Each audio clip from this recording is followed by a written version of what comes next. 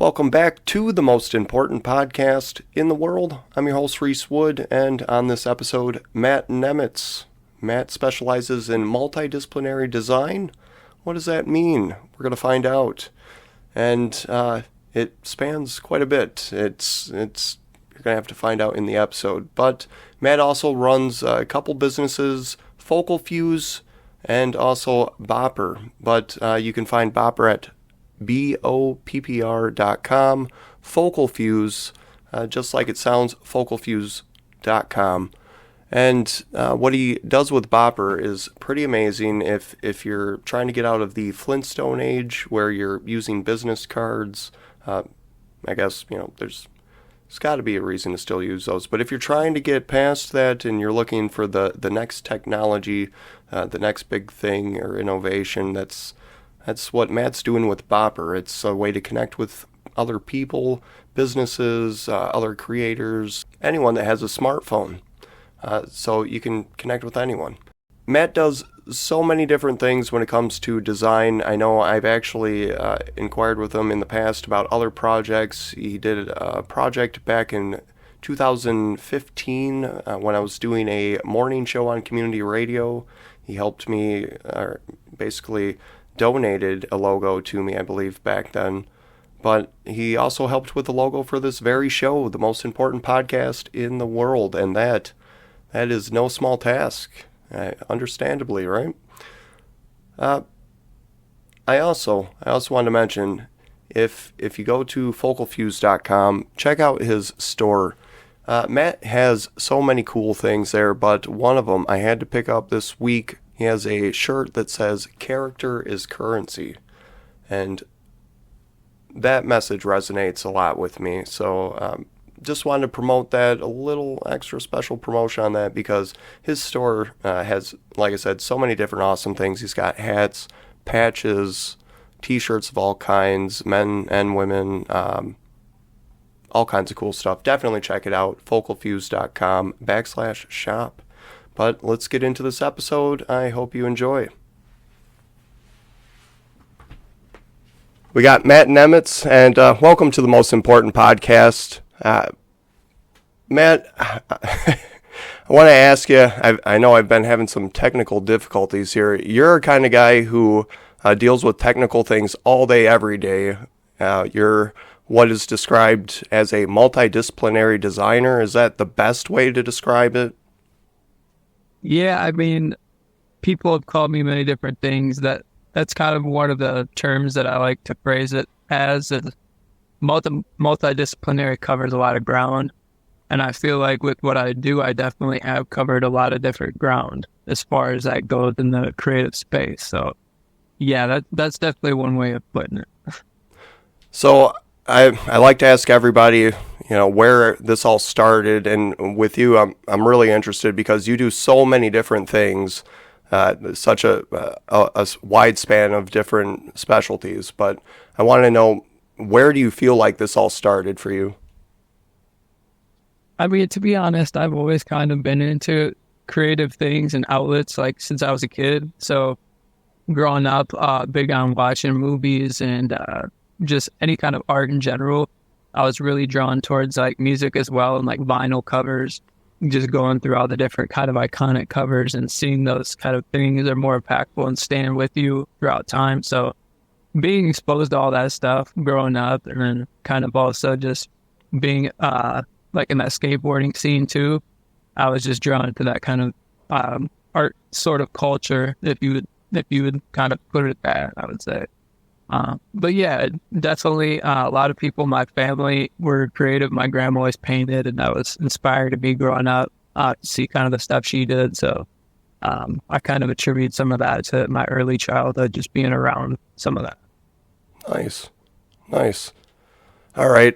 So I want to ask you, you do a couple things, but I know you started Focal Fuse a couple years ago, roughly. Tell us about Focal Fuse. Tell people who are unfamiliar what you do with that business. Yeah, absolutely. So Focal Fuse, I founded that in 2019. However, and so what that is, kind of long story short, we provide goods and services in the branding space. So whether that's graphic design, kind of marketing materials, and different visual identity items, things like logos, color systems, patterns, type systems, all of the different things that kind of encompass what a visual identity or a company would be looking for in a startup phase, or anybody who's already established who is looking to refresh, kind of build morale or reach whoever their audience is specifically. Like, that's kind of the whole idea of what Focal Fuse does in the services sense. And then the good side of this is, as a creative, I like to come up with different apparel and patches and different hats and things like that, poster, all sorts of cool stuff. So Focal Fuse is kind of like a goods and services company that provides both of those, or fuses them together, if you will. More so than that, it all kind of started before Focal Fuse. I had always been freelancing since I can remember. I remember having like Photoshop Elements like 6. I think that was back in 2016 or 17 that came out. So ever since then, I've been in that kind of space of design, layout, and creating different photo manipulations and things like that. So being bigger into like the music scene, I would do different cover arts and designs, things that aligned with the things that I was interested in. And from there, I kind of kept doing that on a more professional level, or for bigger people that were doing things at a higher level. So I kind of took everything more serious, established the company in 2019, and then kind of went from there. I took on different creative projects and been a part of different branding and marketing initiatives. So it's been quite the journey, but I'm learning new things every day and trying to always put out the best product. With that, focus, service, and craftsmanship are kind of the 3 pillars of things that I focus on with that company, and then trying to deliver every single time at a high level. Bringing that value is kind of the main factor when it comes to that, because Focal Fuse was originally kind of founded to bridge the gap between like your average freelancer, beginner freelancer, and then your huge design agency, which is going to have huge overhead, multiple different people who are points of contact. So it was kind of created as a way to streamline some of that process for companies that are either in their startup phase or small businesses that are somewhat already established, to really kind of help them give value and to kind of speak to their target audiences in a way that kind of aligns and feels kind of natural. So. And your work, your output is tremendous. I follow Focal Fuse everywhere that I'm aware of online, but every time I check your page, there's always something new, and it's amazing because a lot of people, whatever they're doing with design or branding, it seems like there's people who have a decent, steady output, but you are just like always going. I always see something new, like a new video or some new logos or a design, or maybe something educational that you're putting out. You're always trying to give like some tips about things that are just inspirational. So I love everything I see you doing with Focal Fuse. But I wanted to ask you about Bopper also. I went to sign up for it just for Most Important Podcast, but I feel like I didn't even know enough about it. Tell us about Bopper and what you do with that. No, awesome. No, I appreciate that. Absolutely. So Bopper is another kind of fun project that I got to work on. It's been something that's me and 2 of my really good friends that I grew up with kind of came together for this, and we've all kind of worked out projects in the past before and helped each other out. So this was kind of a project that we wanted to come together to help all 3 of us solve a problem that we all had ourselves as business owners. And then also kind of spread that throughout. So the whole kind of concept of Bopper came to be in early 2020 to 2021. We kind of got everything built up in that startup phase. But what it is essentially is one place to share everything. Another way of looking at it in its physical form is a digital business card, or the last business card you'll ever need. And it was designed to essentially replace the paper business card, or offer another solution to the paper business card, because nowadays we all know that the price of paper is skyrocketing, but it's also not the most efficient way of doing things in a digital world. So we wanted to create something that would allow us all to solve a problem that we had, which was we go to a place, whether that's a networking event or a job or something that we're doing where we would be asked for a business card and we don't have it on our person at the time because, it's either in a video case or it's back in a van or, forgot it at home type of deal. So everybody, has a phone that they bring with them, or everybody is pretty much tapped in wherever they go with a wallet or something like that. So we provided a different platform in a way for people to connect instantly and share kind of everywhere that they exist online in one place and have total control over what they share. So it's essentially an app and a product. It's available on the App Store, Google Play Store, and anywhere you download your apps. You can download it. It's called Boppr, Boppr. And yeah, it's a really efficient and quick way for people to share everything in one spot. I love it. I know when I started my first podcast, I remember ordering some business cards, and it was like $10 or $12 for 500 business cards. And this was like 2015, not that long ago. I was going to say that's the low end, because nowadays it's definitely increased. And I know people spending close to $100 just for, quality cards, whether that's 100 to 500 cards. And I've worked in print shops before, and I can tell you firsthand that it's wasteful and it does cost a lot of money. It's nice to have that physical thing to see and hold in your hand, which is nice because then we also sell and offer these cards, which are pretty much kind of like your kind of credit card material or debit card material. So it's more of a thicker, durable card, but you only need the one to connect with people, and the other people don't need the app either. So it's kind of a win-win. You can have it. Other people don't need the app, but most people experience it and want to download it once they do. So it's just an efficiency thing. I know a lot of people that are like me don't like to necessarily spell things out all the time for people, or don't have the time, or are in an environment where it's loud and noisy and you can't always hear somebody easily to understand what they're telling you. So you type in their information, you might get it wrong. They hand you a paper business card, you put it in your pocket. Chances are when you take your phone out of your pocket, it falls out, you lose it, or you accidentally throw it out, or you purposely throw it out, because let's be honest, people don't like carrying things around with them. So that was kind of a no-brainer for us. This is a way to instantly connect with somebody, allow them to follow up with you without having to hold and walk around with a paper business card, and then still being able to come back and refer to all the different places where they can get in touch with you or connect with you just by having that in their internet browser. So it was something that it was a lot of hard work to put together, but between the three of the co-founders, me and my two other partners, it was something that's been a really rewarding feeling. Put a lot of groundwork in going to different expos and getting the word out in various industries. So it's been nothing short of a blessing. Man, that is an amazing innovation, an amazing idea.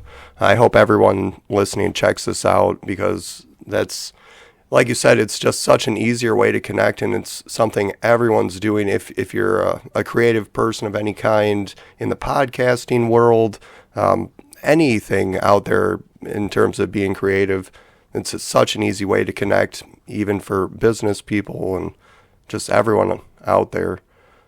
So makes total sense. So I want to ask you, I don't want to have you give out any trade secrets or anything, but when you get a project that comes to you, I know you've done a couple projects for me, and so I have a general idea, but for people who are like considering doing what you're doing, or someone looking to kind of get into that area, how do you approach a project when you start it? Is there like a general philosophy that you have, or a general approach? Yeah, like I said, so a little bit before I touched on it, everything is about the service and bringing craftsmanship and like this kind of custom feel. The whole experience all around, I want to be something that's smooth and easy and fun for both parties. So like when I say focal fuse, I kind of play on that word a little bit and say it's fun and focused. There's definitely a focus on the end goal. So up front, when we first begin processing and onboarding, it's really just all about understanding, because I need to understand if I'm the right fit for a certain project, because there's a lot of times where people might come to me and I might not even be the best fit for the project, or there might be a better solution that's either faster or more affordable, or something that's, that maybe I'm not even qualified to do as a skill or feel like I can offer the best. So I might delegate that to someone else. But really, it's all about asking the right questions and understanding what their goals are. When someone comes to me and say they want a logo to do like a logo or a refresh for that, I really need to understand what it is that they're trying to do, who they're trying to speak to. I need to understand where all the different places are that this is going to exist. Like, is it going to be on a shelf next to 50 other products? Because then it's going to have to stand out and catch the eye of a specific person. And we're going to need to know a lot about that person to kind of cater this design towards them. So it's really all about asking a lot of the qualifying questions or discovery questions. It's a lot more of like the strategy and the design thinking versus the actual design. And early on, when you first kind of start designing, or I know speaking personally, it's like we kind of rush to get to the designing and not really focus a lot on the solution of the problem at hand first. When you kind of go throughout your career and you make some of those mistakes, you start learning like, hey, we need to slow down or think about some things a little bit here and frame up some different questions and kind of get to the bottom of it before jumping in and just creating things that might look cool. So it's really about understanding the project at hand and then kind of assembling things as you go throughout that process. And obviously there's going to be some hiccups along the way, or some revisions sometimes that are needed. And it's really about initially answering the question the best way possible to make, or to reduce and sometimes even eliminate that process. But it's most importantly communication, of being on the right page with people to kind of understand what's all needed, creating that project scope, and then kind of going through it and getting all the deliverables done at the steps that make sense. Yeah. No, it sounds like, so like you said, a lot of what you do is communication and just understanding how to properly communicate everything from the very first step, from the initiation from the customer to understanding what they want. Like you said, are you the right person for the job? That's amazing. So I know you said something earlier about skateboarding. I grew up skateboarding, and I know even to this day, it's been like years since I've even attempted to. I don't know if it's happening for me anytime soon. But I wanted to know, like, how does that type of stuff, music and skateboarding, how does it inspire you in the work that you do? Well, honestly, it's like kind of like growing up in that culture of skateboarding and music throughout my early like teenage years, and obviously like now I'm about to be 32 coming up in January, so it's like I'm still on the board here and there. When I have the time for it, I try to get out and do what I can to stay active and kind of keep the rhythm with things. But it's skateboarding and music, they've been a big part of kind of my upbringing just because of the impact they've had. I think music has a lot of impact on everybody, and it affects everybody in a cool way. Helps bring people together and create community. And I know skateboarding especially, the one thing about that I'll say is like when you do that, you're going to fall down so many times. And when you commit to learning a trick or commit to doing something, and you finally do it, that feeling is so good that you start to just want to repeat that and do that over and over. So it gives you that resilience, and it gives you that kind of thick skin that you need when it comes to doing business or when it comes to helping other people solve problems, because it just teaches you to get back up or look at things from a new perspective. Or when you're not landing a trick, it's like, why? You kind of diagnose that problem the same way I would with a client or a customer. It's, okay, what am I doing wrong? Am I coming at it the wrong angle? Is it, is the speed too fast or too slow? Is it too windy? There could be many different factors, but it's really about figuring out what it is and then getting the feel for it so that you can get it right without hurting yourself. So same kind of thing when it comes to businesses. They want to be able to do something that is going to have a big impact without hurting their company or without kind of destroying any brand equity that they have already established in their company, which is one reason why I feel like some people are sometimes a little bit hesitant or concerned when it comes to, refreshing things for the current day. Is like there's already some equity in that, or a lot of equity in that. You imagine, you obviously see a lot of these companies nowadays simplifying their logos to make them a little bit more versatile when it comes to all the different platforms and spaces that they need to exist, versus back in the day, they might have only needed to show up one way on like a painted sign or something. So, yeah, it's just kind of all over the map a little bit, but the skateboarding, the music all together just kind of impacted things from style to the way I approach projects, and kind of has been like this guiding light that I've stuck with throughout the years, where I've always kind of come back to it. So I don't know, it keeps you grounded in a sense, keeps you always growing and learning, and it gives you kind of that student mentality where you're like trying to accomplish more. So try to stick with it. I'll try to stick with it as long as I can without hurting myself too much. No, you can see behind me, I got records. Music keeps me going a lot. I mean, it's a big part of my life. Skateboarding still every day, like it never leaves you.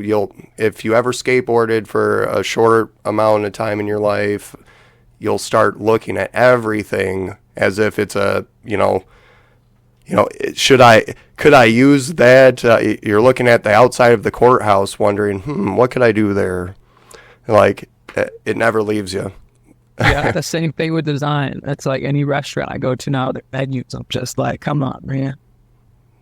It's like if it's a physical menu, they got to bring it to the table. Now, if they're using Boppers, their digital menu, then it's different. Then it's like a convenience. But yeah, when it comes to that physical thing, if I'm holding something, I want it to be easy to read, be able to navigate through it. But yeah, it's one of those things where it kind of always stays with you to let it read. Yep. No, I get it. I want to ask you, because I feel like you've done so many projects that I'm like not aware of. Like I said, I see everything through like your Instagram and Facebook everywhere, but I was interested to know, and like what's been one of your or some of your favorite projects so far in all the things you've done. Yeah, for sure. Some of them I can't even talk about right now, to be honest. Like some of the ones that have been the most exciting, but I will say, just like throughout my whole time doing things, kind of growing up, I've been working with this band Arthur Clarke for a long time. And that's been pretty cool, like to kind of grow with them over the years. It's been like 8 years, 9 years now. So like working to help them kind of grow and develop along with all the different people in that whole tribe and community that they've built over the years. That's been super special. And it's been really cool to see like their growth and progression. And it also allows me to kind of dabble in different things, from like the design and cover art to like photography and event photos, and doing band photos and music videos and all these different things. And then from them, even getting to work with other artists that are in that space too, that I've kind of looked up to or had music on my playlists even, where I've been like, oh, this is crazy, like that I get to work with these people. So it's really cool working with them.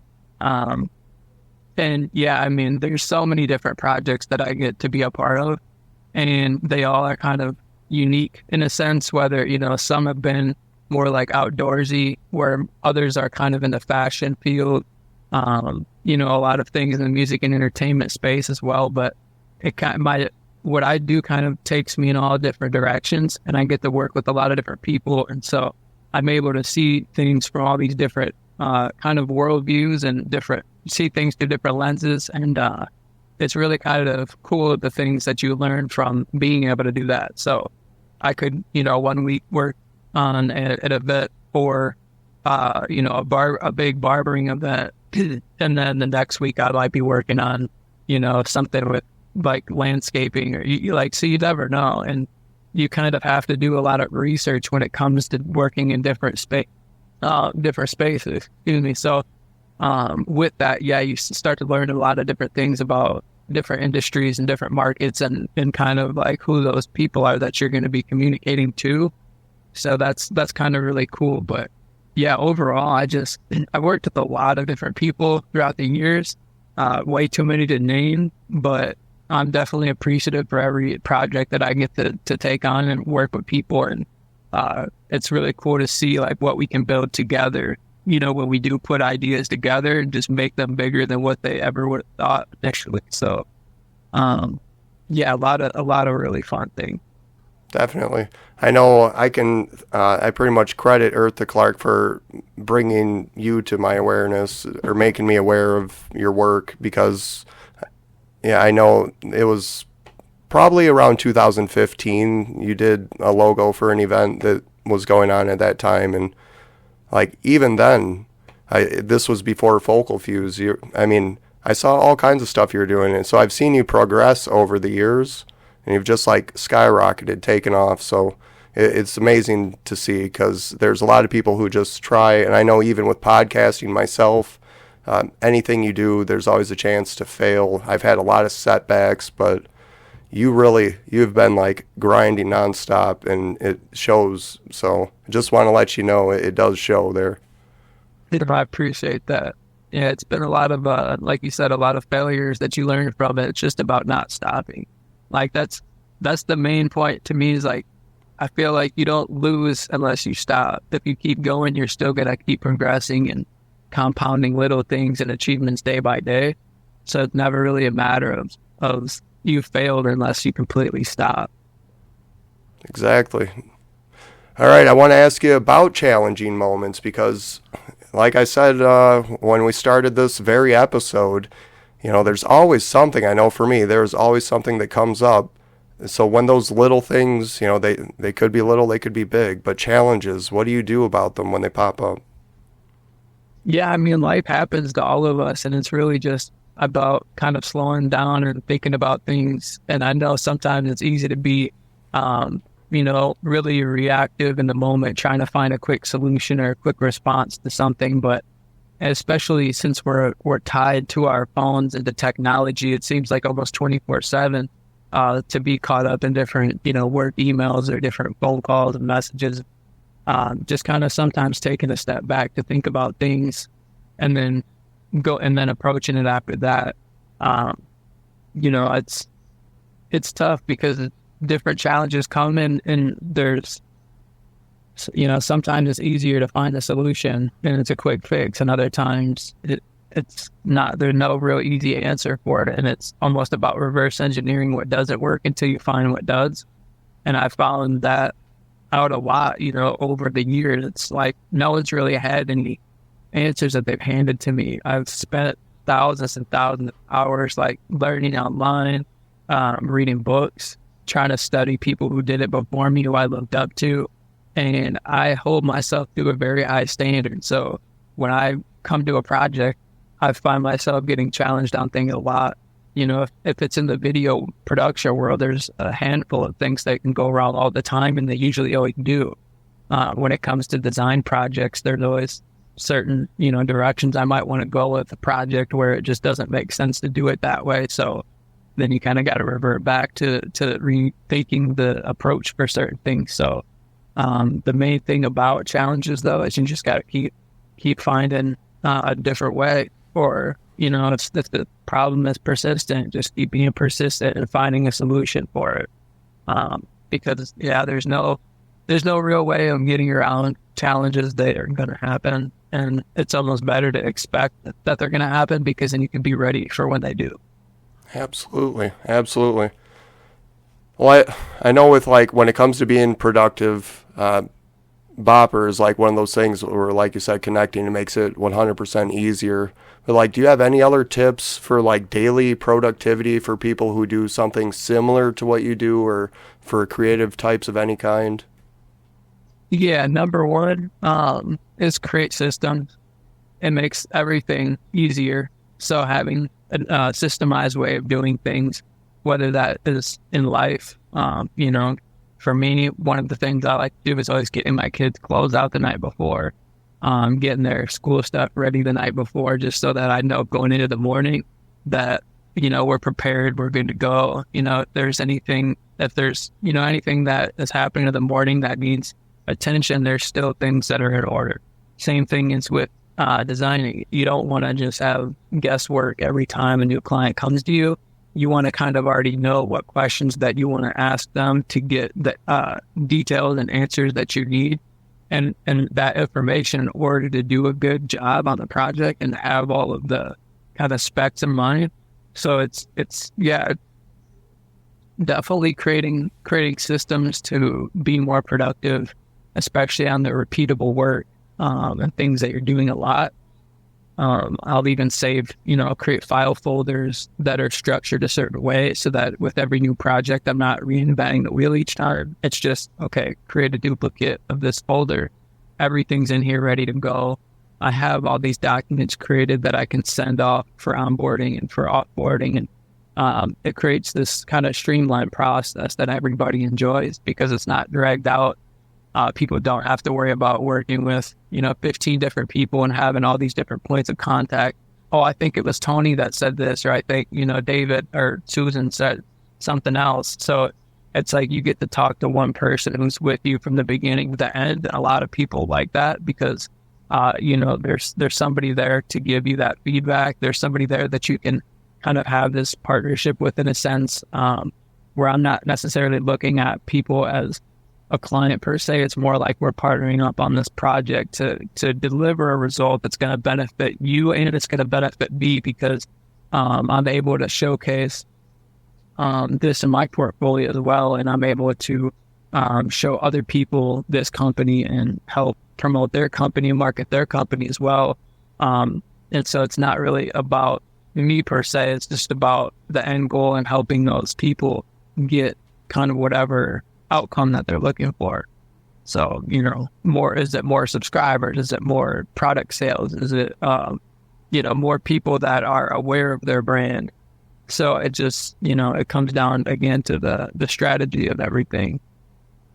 Man, there's so much to it, but that's why, for anyone who's searching for services like this, definitely inquire with Matt, because I know some of this, I know I try, like I keep comparing this to podcasting because there's so many things that I just simply, it's an effort, it's a daily making sure you're constantly having some kind of output every day, but there's no exact recipe to it, no one formula. It's just staying busy, doing everything you can, and just having, the confidence, hoping, fingers crossed that you're doing it right, at least with podcasting. But Matt, you're the real deal. Your output matches, everything you say. No, I appreciate that. Yeah, there's always something on the to-do list, that's for sure. And, having a family is just about prioritizing everything as just trying to get everything done as you can. But, it's definitely something that, I don't know, the passion, I think, keeps you sticking with it. And Totally. Keeps you going through all the painful times or the times that are a little challenging. So. Yep. Nope, I get it. So I want to ask you, we're getting down to the last couple questions I got for you, and I always like to ask because, everyone's unique with resources that they use on a daily basis, things you check into. What's some, resources or online things, stuff you would recommend to other people? For sure. I'm very adamant about the Adobe Creative Suite. I use that on a daily basis for a lot of the projects that I'm working on. Everything from Illustrator to Photoshop to Lightroom to, InDesign, After Effects, all of them. So for all the different projects that I've worked on over the years, I've gotten my hands in all those programs and had to learn them and do a lot of the different projects throughout those. So definitely them. Adobe Color is another one too online. I like to go to. It's a kind of a cool way to go find different color systems for different branding or designs. So that's something that's, kind of handy for other designers that are out there. YouTube obviously is like huge because that's almost like a university in a sense where you can learn anything on there. from anybody that you want to be an instructor in a sense. If you find somebody that you like their personality, or you like the way they're delivering the information that you want, you can almost go on there and just learn an entire course, or take a semester's worth of college from online videos. So yeah, that's how I kind of first started up with video and learning the ins and outs of that. Is I would spend hours online watching tutorials and watching how other people did it, and looking at different directors doing storyboarding and lighting and the cinematography, and learning like about electrical and all these different things that go into it that, the average person might not think about, but it's just really kind of applying yourself and going in there. So yeah, that was another one. I use a program that people can't even really get now, but my buddy created it and I use it all the time. It's called Thrivific. Somebody needs to come and buy it because it's the most ridiculous, like, systemized process. I'm telling you, I use this thing for all of my business documenting and acumen stuff, and it comes in handy. And it's not only coming in handy and using it on a daily basis for like project management and sending out invoices and just seeing all the data from business, but it's also allowed me to save money in the senses of I was able to eliminate like DocuSign, QuickBooks, and all these other programs that I was using before, which now I could do all in one spot as well. So that's another cool one. I'm not even sure if it's available for everybody to access right now, but I know he's keeping it alive for a number of people that still use it to this day, and I love it. But yeah, those are just a few, I'd say.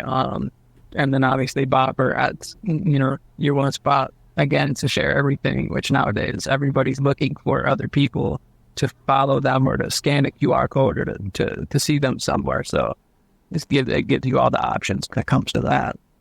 Right. All right. So down to the last question here. I always like to ask everybody, like I said, again, everyone's unique, but is there like a specific message, one last message you'd like to leave everyone with, something important? I think the biggest thing for me is being patient and kind of looking at success as like a journey and not a destination, because we're all kind of like caught up in life a lot of times and like chasing something, whether that's a goal or a certain, achievement or whatever that may look like to each person. Really just kind of enjoying the process in everyday life and trying to give yourself permission to like be present, to be happy with what you currently have, and not having to like look out externally for that or to accomplish anything for that. I know one thing that's huge with like designers and a lot of people in the entertainment world and that sense is the mental health. And we a lot of times like associate ourselves with our work and say like this is us or this is what defines who we are as like our identity.